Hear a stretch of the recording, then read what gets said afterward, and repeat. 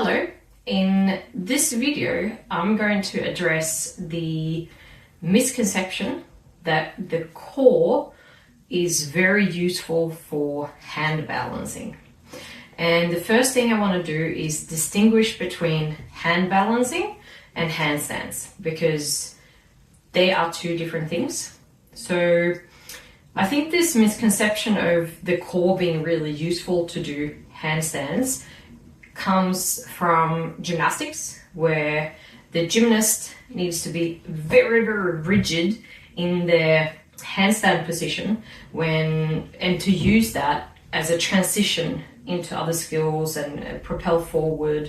And even when they are doing the walking on the hands and spinning and stuff like that, they need to be super, super rigid to keep energy in and be energy efficient, keeping direction and getting the right movement.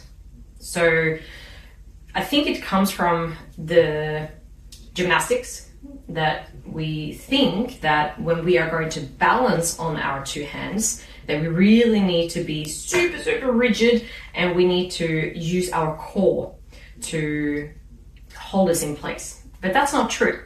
In fact, you actually, when you get into hand balancing, I should say, you don't need to use the core that much.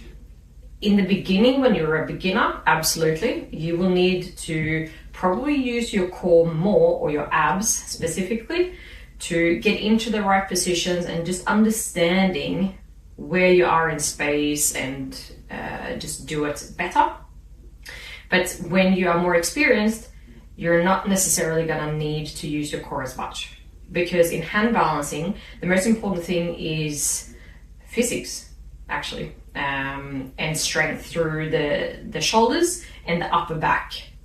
So we don't need to use the abdominals to hold balance in a handstand, if we can apply the right strategies to be in balance, I should add.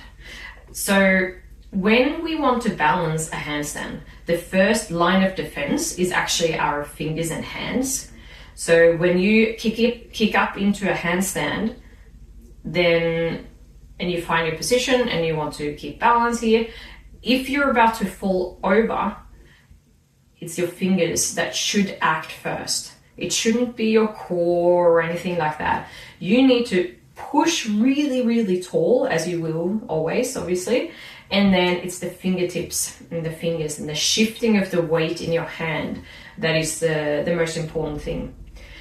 Because balance means that you have equal amount of weight of like your body mass, your body weight on either side of your axis point, which is about here.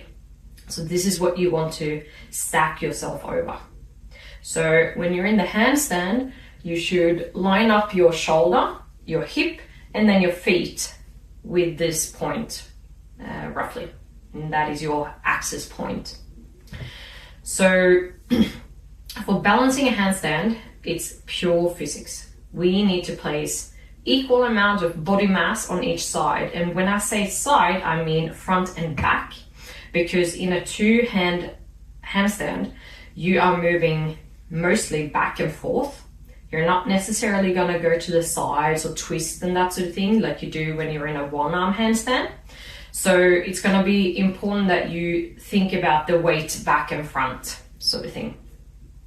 So with hand balancing, just balancing on your two hands, the core is less important. It will be used, obviously, especially in the beginning. And for one thing is when you are tucking your tailbone under like this, and you find your handstand position like this, you are going to use both the hamstrings and your abdominals to do that sort of motion. But when I am flexible enough, I understand my handstand position well, I can simply just put my body in that position. I don't need to use the muscles overly to do that. I don't need to squeeze my glutes, I don't need to use my abdominals and pull in and pull the ribs down and that sort of thing, because I have enough flexibility to bring my arms up overhead, and I have enough flexibility and understanding and body awareness to bring my pelvis into a better position. So therefore, the core is going to be kind of less and less used as you go on. But I do want to say, as I mentioned earlier, that for a beginner, you are probably going to use your abs a fair bit. But once you get more and more efficient at things, you're going to be using it less. And I've even heard of this story from a few years ago where there was a woman who was a professional hand balancer, and she felt pregnant and she had a kid, and after she had so much like separation and that sort of thing, that she couldn't do a sit-up, but she could do handstands because it's not about the core.